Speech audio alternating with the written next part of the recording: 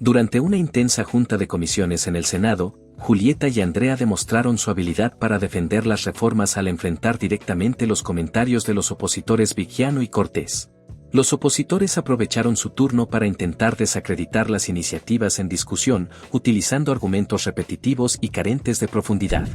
Sin embargo, Julieta y Andrea, con un dominio pleno de los temas, respondieron punto por punto, dejando en evidencia las inconsistencias y carencias en los planteamientos de sus adversarios.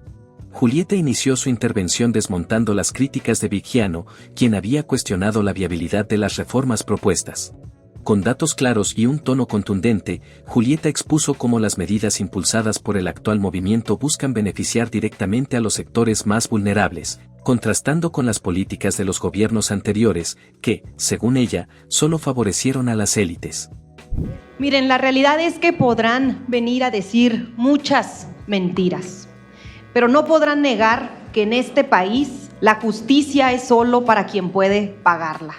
El 40% de las personas que están en la cárcel no tienen sentencia, no saben si son inocentes, si son culpables, pero ahí están, esperando, viendo su vida pasar encerrados. Solo son espectadores de un sistema judicial que a los pobres no los representa. Quienes tienen dinero rápidamente utilizan sus buenas influencias, sus buenas relaciones con jueces amigos, para que, sin importar la gravedad de sus delitos, reciban el beneficio de seguir el proceso en libertad. Algo así como el exgobernador Mario Marín, un protector de pederastas que hoy está pagando su sentencia en la sala de su casa. El poder judicial está retacado de familiares, hijos, suegros, suegras, esposas, sobrinos, cuñados. Más del 70% de las personas que trabajan ahí ingresaron por el nepotismo que reina.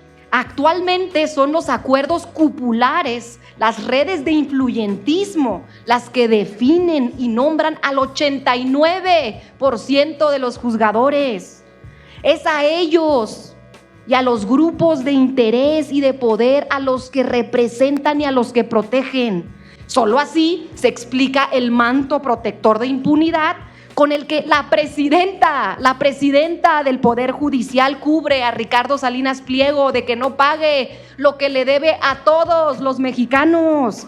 Solo así se explica que el Poder Judicial haya impedido que la defraudación fiscal y las facturas falsas sean delito. Concluya, senadora. Concluyo. Esta reforma podría poner fin al círculo vicioso que existe del poder y del dinero que impera en el Poder Judicial, para que la justicia deje de ser un privilegio, para que la Corte deje de estar secuestrada. Y sí, la Presidencia de la República está renunciando a su facultad de proponer una terna, incluso de nombrar a ministros cuando los senadores no se pongan de acuerdo, y darle todo el poder al pueblo. Y si no les gusta, léanse el artículo 39 de la Constitución. Y ustedes, legisladores, legisladoras de oposición, ya voy a terminar, aún sabiendo que el humillado, que el olvidado necesita esta reforma, aún sabiendo que México respalda esta reforma, aún sabiendo del desprestigio del Poder Judicial, saben que el poder necesita transformarse. Y aún sabiendo esto, prefieren que todo siga tal y como está. Es el egoísmo encarnado, los privilegios encarnados en sus partidos que no entienden que este país se transformó y que el Poder Judicial no puede permanecer ajeno e intacto a una transformación social de las dimensiones que vive actualmente México. Es cuanto. Muchas gracias. Gracias, senadora. Tiene uso de la palabra la senadora Carolina Villano, hasta por un minuto por rectificación de hechos. No, quiero ver si la compañera me permite hacer unas preguntas. ¿Cuál compañera? La que estuvo antes. La senadora Julieta. ¿Acepta, senadora? Sí, adelante. Hasta un minuto para la elaboración de la pregunta y sí, la acepta. Muchas gracias. Preguntarle a la senadora Julieta si nos puede decir cuánto va a costar la elección judicial del 2025 y la del 2027. También me gustaría saber ¿Cuál es el fondo presupuestal a prever para el pago de indemnización a jueces y a magistrados que no sean electos en el 2025 o en el 27? ¿Y quién va a garantizar que un ministro o magistrado o juez electos en el 2025 y 27 no despida a los secretarios de estudio y cuenta que son de carrera para colocar a sus afines partidistas? Son 3 preguntas. Gracias, qué bueno que hacen esa pregunta porque de hecho va a costar menos el proceso electoral que lo que nos cuestan actualmente los fideicomisos y fondos secretos que desconocemos el paradero de todos los recursos públicos porque terminan rigiéndose por el secreto bancario. Aún siendo fideicomiso público de un ente como el Poder Judicial, es un barril sin fondo. Y cuando queremos accesar a la información de en qué se ha gastado ese dinero, resulta que se rigen por el secreto bancario y no podemos saber ni siquiera el destino del recurso público, del presupuesto del pueblo. Pues justamente para acabar con ese desfalco, se prohíbe en el dictamen que se creen fideicomisos a diestra y siniestra, salvo que haya una ley que respalde su creación. Y particularmente el costo de la elección pues dependerá operativamente del Instituto Nacional Electoral, pero se estima que es un 30% de lo que actualmente nos cuestan los fideicomisos del Poder Judicial. ¿Es cuánto? Gracias, senadora Julieta. Adelante, senador Marco Cortés. Muchas gracias, presidenta. En el posicionamiento a favor de la senadora Julieta Ramírez, se refería que los más pobres no contaban con una buena defensoría de oficio. Pero la iniciativa que se está discutiendo no habla de fortalecer ni siquiera la defensoría de oficio. Nuestra propuesta es, en el voto particular, que se ponga al menos el 1% del PEF para el sistema de procuración de justicia, para el Poder Judicial. Nuestra propuesta es que los más pobres sí tengan una defensoría de calidad, bien preparada y de hecho que puedan elegir entre las diferentes opciones para que los defiendan y no estén en la cárcel gente que no debería de estarlo y que lo está porque no tuvieron una defensa correcta. La senadora Andrea Chávez, hasta por 1 minuto por rectificación de hechos. Cada afirmación de Viggiano fue enfrentada con hechos concretos, dejando a la senadora de la oposición sin argumentos sólidos para rebatir. Por su parte, Andrea Chávez se encargó de responder a los comentarios de Cortés, quien intentó sembrar dudas sobre la transparencia y eficacia de las reformas. Andrea utilizó su tiempo para presentar un análisis detallado que no solo refutó las acusaciones, sino que también expuso el historial de inconsistencias del partido opositor en temas similares.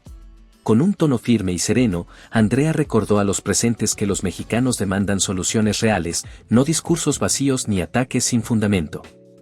Gracias, secretaria. Solamente decirle al pueblo de México que nos está viendo a través de redes sociales y el canal del Congreso que es tramposa la pregunta que hace una legisladora acerca del costo que tendrán las elecciones para juzgados, tribunales y la Suprema Corte de Justicia de la Nación, porque se está planteando que el Consejo de la Judicatura Federal se divida en 2, en el Tribunal de Disciplina Judicial y en el órgano de administración judicial.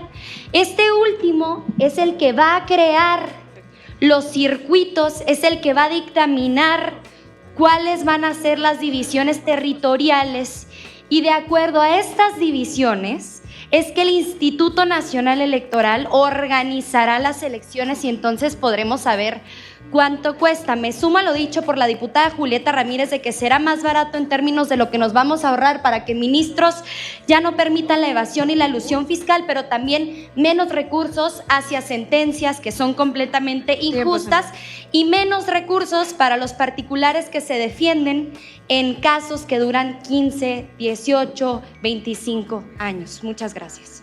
Gracias, senadora. Tiene el uso de la palabra por alusiones personales la senadora Julieta Ramírez.